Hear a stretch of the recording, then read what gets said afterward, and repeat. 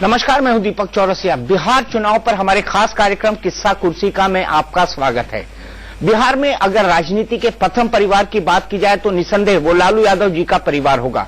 इस बार लालू यादव जी की दूसरी राजनीतिक पीढ़ी चुनावी मैदान में उतर रही है। लोकसभा चुनाव में उनकी बेटी मीसा भारती ने किस्मत आजमाई थी और विधानसभा चुनाव में उनके दो बेटे तेजस्वी यादव और तेज प्रताप यादव विधानसभा चुनाव में कूदे हैं। क्या होगा उनका राजनीतिक भविष्य, क्या है उनके प्लान और क्या है संभावनाएं लालू यादव जी के परिवार की बिहार की राजनीति के आगे बढ़ाने की, इसी पर बात करने के लिए हमारे साथ तेजस्वी यादव और मीसा भारती जी। तेजस्वी, सबसे पहले आप एक क्रिकेटर रहे, अंडर 19 खेले, इंडिया को रिप्रेजेंट किया, आपने रणजी खेले, आपने आईपीएल में भी दिल्ली डेयरडेविल्स के साथ थे। तो ये क्रिकेट की पिच से राजनीति की पिच पे आने का आइडिया कहां से आया? देखिए, क्रिकेट तो मेरा पैशन था और शुरू से ही by born I used to love cricket, but due to मेरा लिगामेंट एंकल इंजरी 2010 के बाद से, और 2010 में उस समय चुनाव बिहार में भी था, तो उस समय पार्टी के लिए हम पार्टी दफ्तर गए हुए थे, तो लोगों ने कहा, पापा ने इंट्रोड्यूस किया लोगों से, तो सब लोगों ने कहा कि नहीं, आपको भी कैंपेन करना चाहिए। और लोगों से पहले भी हमारा आई वाज पॉलिटिकली और सोशली काफी अवेयर भी थे और लोगों से मिलना जुलना, बातचीत वगैरह चलता रहता था पॉलिटिकली, क्योंकि हमारा घर का एनवायरनमेंट ऐसा है, लोगों का आना जाना, चाहे पार्टी वर्कर से लेके मीडिया से लेके, तो इंटरेस्ट तो पहले से था ही और लोगों से बातचीत हुई, तो कैंपेनिंग वगैरह हम लोगों ने शुरू किया 2010 में। फिर लगातार इसी सब तरह से सिलसिला चलता रहा और फिर सडनली हम एक्टिव होते रहे धीरे धीरे। क्या राजनीति में आपको सिर्फ इसी बात से पहचान मिली है कि आप लालू यादव जी का परिवार हैं, प्रथम राजनीतिक परिवार है? मीसा जी, आपसे सवाल। देखिए, क्योंकि लालू जी के फैमिली से एक उनकी बेटी होना और उनका बेटा होना पहचान जरूर मिलता है। लालू जी अपने परिवार से टिकट दिला सकते हैं। फाइनली आपको जनता के बीच में जाना है, ये कोई राजतंत्र नहीं है, लोकतंत्र है। तो ये निश्चित जो पारिवारिक जो भी राजनीतिक परिवार के लोग आते हैं, वंशवाद की जो आरोप लगती है, तो इतना जरूर उनको मिलता है, लोग जल्दी आपको रिकॉग्नाइज करते हैं, पहचान लेते हैं, आप मीडिया में भी आप जल्दी से आप जाते हैं।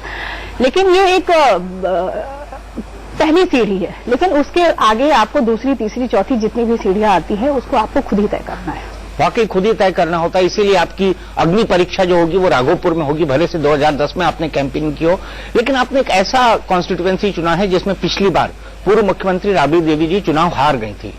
यादव बहुल पूरी की पूरी कॉन्स्टिट्यूएंसी है वो। उन्होंने पिछले चुनाव में कहा था कि विकास का कम होना शायद उनकी हार की मुख्य वजह है। पिछले 5 सालों में राघोपुर कितना बदला? देखिए, हार जीत अपनी जगह पे है, हार जीत चलता रहता है, बड़े से बड़े नेता भी हारते हैं और जीतते हैं, वो अलग चीज है। मगर राघोपुर की जहां तक बात है, ये राष्ट्रीय जनता दल का शुरू से ही आप देखते होंगे परंपरागत सीट रहा है। यहाँ से हमारे पिता 2 बार जीत चुके हैं, हमारी माँ 3 बार जीत चुकी हैं। 2010 में चाहे कोई भी रीजन रहा हो, विकास हो या ना हो, आप देखते होंगे, मगर जो मेन जो एजेंडा है, जो आज महागठबंधन बना है, नीतीश कुमार जी हम लोगों के साथ हैं, पिछले बार बीजेपी के साथ थे, मगर यादव बहुल क्षेत्र को लेकर के ही नहीं, यहाँ शुरू से ही राष्ट्रीय जनता दल ज्यादातर जीतता आया है। और देखे होंगे कि जेडीयू भी वहाँ लास्ट टाइम जीता था। तो अब महागठबंधन बनने के बाद इस बार यहाँ कोई भी लड़ाई नहीं है, कोई लड़ाई नहीं बची है। और जहां तक बीजेपी की बात है, वहाँ कोई कभी भी शुरू से ही बीजेपी का नामो निशान नहीं रहा है, कभी भी वहां से चुनाव नहीं जीतने का काम किया बीजेपी ने। लेकिन जेडीयू के जो जीते हुए विधायक थे, उन्होंने पाला बदल के बीजेपी में चले गए। क्या वो विधायक जी पे ज्यादा हम बताना नहीं चाहेंगे, पहले वो आरजेडी में थे, पाला बदला नीतीश कुमार जी में गया, नीतीश कुमार जी को धोखा देकर के बीजेपी में चले गए। तो राघोपुर की जनता पे हमें पूरा भरोसा है कि इस बार हमें, क्योंकि हम नौजवान भी हैं और इस बार हमारे पार्टी ने 45 नए नौजवानों को टिकट देने का काम किया, 10 महिलाओं को टिकट देने का काम किया। तो आप समझिए कि 101 टिकट में से आपका 60% टिकट इस बार युवाओं महिलाओं को देने का काम किया गया है। और जिस तरह से बीजेपी के लोगों ने ठगने का काम किया है, नरेंद्र मोदी जी कहते थे नौजवानों को रोजगार देने का काम करेंगे, हर एक साल 2 करोड़ रोजगार देने का काम करेंगे, जो कि उन्होंने वादा पूरा नहीं किया। तो इसमें भी युवाओं में भी गोलबंदी है और मेरा पूरा भरोसा है वहां के मतदाताओं पर कि इस बार हम पे भरोसा जताने का काम करेंगे और फिर से सीट बचे। मिश्रा जी, जब भी आरजेडी सरकार की बात आती है, एक ही चस्पा आरोप होता है, जंगल राज और गुंडा राज। क्या एश्योरेंस देना चाहेंगी कि अगर आरजेडी और महागठबंधन की सरकार आती है तो इस बार बिहार में वो नहीं होगा? देखिए, पहले भी जंगल राज नहीं था। ये एक हाईकोर्ट की टिप्पणी थी जिसको उठा करके सब ऑपोजिशन के नेता जितने भी थे, बीजेपी वाले खास करके, जंगल राज कहना शुरू कर दिया। आप उस समय भी, आप जब 90 के समय भी, 90 से लेकर के 2005 तक जो भी आप देख ले, आप मतलब जो डाटा जो आता है उसमें भी बिहार कहीं भी पहले स्थान पे नहीं था क्राइम में या इस तरह से कि आप उसको जंगल राज की संज्ञा दें। तो हमारी यही कोशिश रहेगी। और जब गरीब और जैसे जैसे हम लोग कहते हैं जो हमारी लड़ाई रही है सोशल जस्टिस की, वो हो सकता है उस समय थोड़ा, क्योंकि आवाज जब आवाज आती है तो बहुत शोर शराबा होता है, तो उस कारण को लेके हाईकोर्ट ने एक टिप्पणी की थी जिसको कि बीजेपी भुनाने की कोशिश कर रही है। और जंगल राज बिल्कुल ही नहीं रहा हमारे डाटा के हिसाब से, जो अगर हम देखते हैं क्राइम रेट जो भी होता है उसके हिसाब से जंगल राज कभी भी नहीं रहा। और ये हमारे ऊपर आज भी, क्योंकि बीजेपी के पास कोई मुद्दा नहीं है, बीजेपी डाइवर्ट, हम सिर्फ इस बार चुनाव में, विधानसभा चुनाव में विकास हमारा मुद्दा है और विकास पे ही हम चुनाव लड़ने जा रहे हैं। जो जात के नाम पर वोट नहीं मांगी, क्योंकि लालू जी साफ साफ कह रहे हैं। चौरसिया जी, आप इसको डिनाई नहीं कर सकते। जात बिहार में या किसी भी पूरे भारत में जात एक सच्चाई है, उससे ना आप मुंह मोड़ सकते हैं चौरसिया जी, ना मीशा मुंह मोड़ सकती है। और सबसे ज्यादा जात का कार्ड तो बीजेपी ने शुरुआत किया। जैसे ही विधानसभा की तारीख पास आने लगी, इन्होंने किसी एक जात को नहीं छोड़ा कि उसकी उन्होंने सभा ना कराई हो। जात का, हमने तो जात के बारे में कुछ नहीं बोला। उनके अमित शाह जी कहते हैं, देवगौड़ा जी को भूल गए, कहते हैं हमने ओबीसी प्रधानमंत्री बनाया, तो हमने तो कभी नहीं कहा।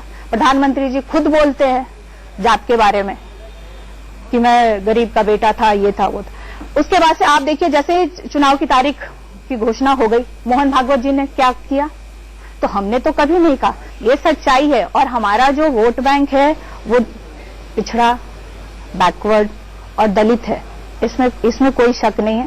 तो आपको लगता है जात के आधार पर भी इस बार वोट पड़ेंगे बिहार में, या विकास ही एक मुद्दा होगा? देखिए, जात के नाम पे, रंग भेद के भाव पे तो अमेरिका में भी वोट पड़ते हैं, जैसा आपको पता है। जहां तक जो है, जो सच्चाई है उसको माना जाता है। मगर हमारी लड़ाई जात पात की नहीं है। हमारी लड़ाई जो समाज के जो अंतिम पायदान पे जो व्यक्ति खड़ा है उसको मुख्य धारा में लाना का। समाज में अगर गरीबी मिटाना है तो उसको तो चिन्हित करना पड़ेगा। तो चिन्हित करने के लिए जैसे अन्य राज है, ये पिछड़ा राज है, ये आगरा राज है, ये डेवलप्ड स्टेट है, तो आप तो स्पेशल केयर करोगे जो पिछड़ा राज है। उसी हिसाब से इनका हम लोगों का मांग था कि जाति जनगणना प्रकाशित होगी तो हमें पता चल जाएगा कि कौन सा समाज गरीब है, तो उसके लिए हम लोग स्पेशल बजट बनाने का काम करेंगे, काम करने का काम करेंगे। और जहां तक रिजर्वेशन की बात है, जो हम लोगों का शुरू से ही विचारधारा रहा है और ये हम लोग करने का प्रयास करेंगे, ये तो हम लोग कह रहे हैं कि बढ़ोतरी के हिसाब से इसको बढ़ना चाहिए।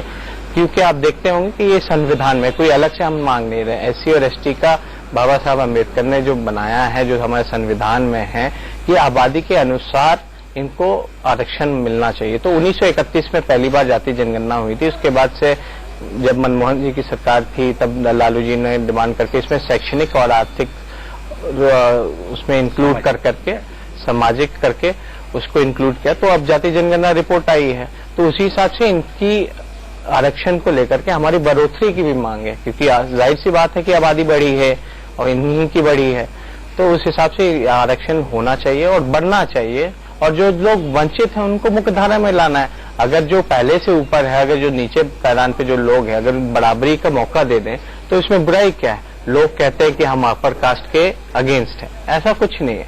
अभी तक क्या लालू जी ने, हम लोग 15 साल हम लोग रहे, 10 साल नीतीश कुमार जी रहे, क्या नुकसान हुआ अपर कास्ट का? कुछ भी नहीं हुआ।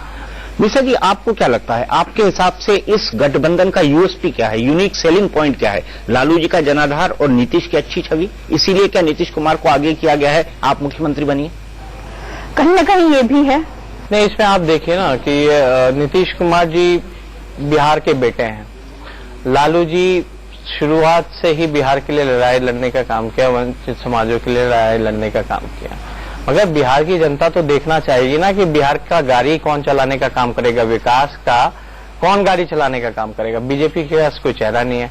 क्या 2 लोग गुजरात से आकर के बिहार को चलाने का काम करेंगे, या बिहार का बेटा बिहार को चलाने का काम करेगा? पहली बात यह है। नीतीश कुमार जी पहले कहाँ थे, नहीं थे, इस पे नहीं जाना है। जब बिहार के 2 सबसे बड़े नेता, 2 सबसे बड़े दल, साथ में कांग्रेस अगर मिलकर के आए हैं तो बिहार के विकास के लिए लोग आए हैं। आज जिस तरह से तमाम लोग घोषणा करते हैं, बीजेपी के लोग बोलने में बहुत आगे हैं, भाषण देने में बहुत आगे हैं, मगर काम पर जीरो है। एक भी योजना अगर ये बता दे जो सफल हुआ है, चाहे मेक इन इंडिया, धन जन योजना, गंगा सफाई अभियान, स्वच्छता अभियान, सारे फ्लॉप हो चुके हैं। मेक इन इंडिया का तो हम ये बताएंगे, मेक इन इंडिया का जो वेबसाइट है वो मेड इन अमेरिका है। जो अपना वेबसाइट नहीं बना सकता तो वो क्या मेक इन इंडिया कराएगा। आप हमेशा चुनावी मोड में रहते हैं, जहां चुनाव होता है वहां जाकर के कहते हैं कि भैया नंबर 1 स्टेट बनाएंगे। झारखंड में कुछ दिन पहले थे, उससे पहले महाराष्ट्र में थे, उससे पहले जम्मू कश्मीर में थे, उससे पहले दिल्ली में थे। हर जगह जाके घोषणा करने का काम किया कि भैया नंबर 1 स्टेट बनाएंगे। पैकेज की बात यहां आकर के करते हैं, जो कि कश्मीर में भी आपको पता होगा जब तबाही आई थी, बाढ़ आया था, तो वहां भी इलेक्शन का समय आने वाला था, तो मोदी जी ने कहा था कि हम भैया कश्मीर को अलग से पैकेज देने का काम करेंगे। वो अब तक पैकेज वहां नहीं मिला है, अभी तक नहीं मिला है। और यहां आकर के इलेक्शन देखा तो एक और पुराने जो हैं रिन्यूअल करके उसको एक पैकेज का नाम देकर के वो घोषणा करने का काम किया। उसमें कुछ भी नया नहीं है चौरसिया जी। उसमें जो सबसे बड़ा जो काम है वो 2008 में सैंक्शन हो चुका है। जो सबसे ज्यादा पैसा जो उस पैकेज में लगना है, 125 लाख करोड़ का जो पैकेज जो बताया है, वो गैस पाइपलाइन का है और रोड का है। और जो गैस पाइपलाइन जाना है वो बंगाल से यूपी तक जाना है, और रोड भी बंगाल से यूपी तक जाना है, बीच में बिहार आता है। उसमें कुछ भी नया नहीं है। लोगों को ये सिर्फ ठगने का काम करने का काम किया इन लोगों ने, काम के नाम पे जीरो। बिहार में आप भी पहले आते होंगे, अभी भी आए हैं, तो परिवर्तन आपको दिखा होगा। अच्छी रोडें बनी हैं, इंफ्रास्ट्रक्चर के माहौल बन रहे हैं। और जहां तक इंडस्ट्री की बात है और बिहार की बदनामी की बात है, क्यों नहीं यहाँ आते हैं, क्यों जंगल राज होता है, सबसे ज्यादा अगर बिहार को बदनाम किसी ने करने का काम किया है तो बीजेपी और आरएसएस वाले लोगों ने। बिहार की छवि बर्बाद कर रखी है। लोगों को बाहर आप जाते होंगे तो हम भी दिल्ली से आते थे, ट्रैवल करते थे, लोग डरते थे, अरे बाप रे बाप बिहार नहीं जाना है, बिहार में ये हो जाएगा वो हो जाएगा। बट ये ऐसा माहौल कुछ नहीं था। ये सिर्फ छवि बिगाड़ने के लिए और अपना सत्ता भोगने के लिए इन लोगों ने ये साजिश को रचने का काम किया, जो कि बिहार की जनता अब जान रही है। मतलब आप 7.5 साल थे तो सब ठीक था, आप नहीं है तो फिर से जंगल राज आ गया। तो ये मेरे ख्याल से ये दोहरा चरित्र जो बीजेपी वालों का है, ये अब बिहार की जनता अब इसे बर्दाश्त नहीं कर सकता है। आने वाले 5 साल में आप बिहार को कहां देखना चाहते हैं? देखिए, खासतौर पे हम नौजवान हैं तो एक बिहार को एक मॉडर्न बिहार की तरह देखना चाहते हैं। एक मॉडर्न बिहार हो, एक विकसित बिहार हो, जहां इंफ्रास्ट्रक्चर की सारी सुविधाएं हों। और जिस तरह से जो लालू जी ने कहा है कि मॉडर्न सिटी ही नहीं, हमें स्मार्ट सिटी के साथ हमें स्मार्ट गांव भी चाहिए। मिश्रा जी, आपने परिवार को, लालू जी को, राबड़ी जी को बड़े निकट से देखा है। लालू जी में ऐसी क्या खूबियां हैं जो जनता उन्हें पसंद करती है या फिर नापसंद करती है लेकिन नजरअंदाज नहीं कर सकती? देखिए, लालू जी अपनी बात बहुत सिंपल तरीके से हंसी मजाक में कह जाते हैं, और इसका बहुत लोग जो इंटेलेक्चुअल लोग हैं, जो बुद्धिजीवी लोग हैं, वो उनका मजाक भी उड़ाते हैं।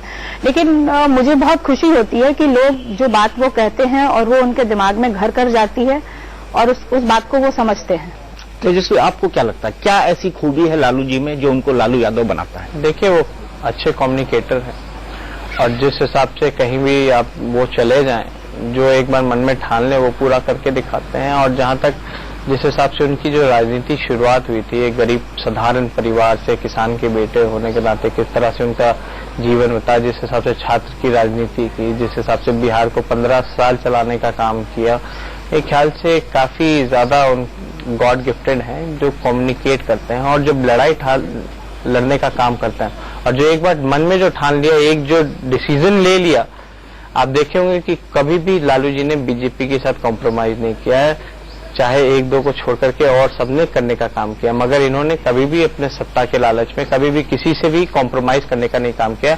जो अपने विचारधारा है सामाजिक न्याय और धर्मनिरपेक्षता, इस पे वो शुरू से स्टिक है और एकदम उसी पे अड़ करके अपना वही राजनीति अपना ये करने का काम कर रहे हैं। और इस बार मेरे ख्याल से जिस हिसाब से जो नई नई टेक्नोलॉजीज जिस हिसाब से आजकल आए हैं, जिस हिसाब से व्हाट्सएप हुआ, फेसबुक हुआ, सोशल मीडिया हुआ, वो भी सिखा दिया आपने लालू जी को? नहीं, सिखाने की बात है, ट्विटर आप ये बताइए ना, पहले जब लालू जी वगैरह जिस हिसाब से हमारे पिताजी के दौर के जितने भी लोग थे, ना तो उस समय ना सुविधा हुआ करता था, ना साधन हुआ करता था। उस समय तो फोन भी नहीं हुआ करता था, कोई कम्युनिकेशन का कोई जरिया नहीं होता। आजकल इतनी तकनीकी चीजें बदल गई हैं कि घर बैठे बैठे आप अपनी लाखों करोड़ों लोग तक अपनी हर दुनिया में कहीं भी अपनी बातों को रख सकते हैं। तो चीजें बदली हैं, ये हमारा फर्ज था कि उनको इन सब चीजों के बारे में बताने का काम करें ताकि वो अपनी बातों को ज्यादा से ज्यादा रख सके और ज्यादा से ज्यादा लोगों से डायरेक्ट हो सके। आप चलाते हो अकाउंट? नहीं, हम लोग हैं, हम लोग बिना उनके कोई भी एक भी ट्वीट बिना उनके निर्णय के या उनसे डिस्कस किए हुए बिना हम लोग। एक चीज अगर आप अपने माता पिता से सीखना चाहेंगी पॉलिटिक्स में, राजनीति में, तो वो क्या सीखेंगे? वैसे जितनी भी राजनीति अभी तक हम लोगों ने सीखी है अपने माता पिता से ही सीखी है। जितना हम उनसे सीख रहे हैं और अभी सीख ही रहे हैं, उनके जितना तो शायद हम कभी सीख भी ना पाए राजनीति, लेकिन फिर भी पूरी कोशिश रहेगी कि अपने पिताजी से जितनी भी राजनीति सीख सके। तेजस्वी, आप क्या सीखना चाहेंगे? उनकी भाषण कला? देखिए, भाषण कला उनकी यूएसपी अलग अपने जगह पे है। अगर हम उसी धारा में जाएं तो शायद वो ठीक ना हो। जाहिर सी बात, जो उनसे जो सबसे ज्यादा जो सीखने को मिला, जिस हिसाब से जो डाउन टू अर्थ है, पहली बात। दूसरी, वो काफी ओपन नेचर है, मतलब पीठ के पीछे कुछ नहीं, सामने जो है वो है। और तीसरी बात, जिस हिसाब से आप देखते होंगे लालू जी को, जिस हिसाब से जो कम्युनिकेट करते हैं लोगों को, जिस हिसाब से समझाने का काम करते हैं, वो उनमें बहुत बड़ी खूबी है। तो मेरे ख्याल से जो डाउन टू अर्थ और पोलाइटनेस, और आपको अच्छा लिस्नर होना पड़ेगा। अगर आपको राजनीति करनी है तो मेरे ख्याल से आपको अच्छा लिस्नर भी होना पड़ेगा। तो ये सब चीजें हैं। फिल्में में देखते हैं? फिल्में वगैरह जी हाँ देखते हैं, बट अभी कुछ दिनों से मौका नहीं मिल पाता है। बट कभी कभी जब फुर्सत मिलता है तो देख लेते हैं। तो कौन से आपके फेवरेट हीरो और हीरोइन है? देखिए, मेरे हीरो हीरोइन तुरंत बदलते रहते हैं, कोई परमानेंट इसमें नहीं रहता है। मिसा जी, आप घर परिवार से कैसे तालमेल बिठाती हैं राजनीति करते हुए? देखिए, बच्चे बड़े हो गए हैं और फैमिली का, एक खास करके महिला का राजनीति में आना, अगर परिवार का सपोर्ट ना हो तो बड़ा मुश्किल होता है। तो क्योंकि फैमिली काफी सपोर्टिव है और इसलिए परिवार और राजनीति दोनों में तालमेल बिठा पाती हूँ। चलिए तेजस्वी, आपको बहुत बहुत शुभकामनाएं हमारी तरफ से। आप चुनाव लड़ें और उम्मीद करते हैं कि जनता अपना फैसला जरूर सुनाएगी। मिसा जी, आपको भी बहुत बहुत शुक्रिया। तो ये था लालू यादव जी का परिवार, जो अब पूरी तरह से राजनीति के मैदान में उतर चुका है। लालू यादव जी के साथ साथ वो अपने परिवार की राजनीतिक लेगेसी को कैसे और कितना आगे बढ़ा पाएंगे, इस पर पूरे देश की नजरें लगी होंगी। हमारे खास कार्यक्रम में इतना ही, लेकिन इंडिया न्यूज पर खबरों का सिलसिला लगातार जारी।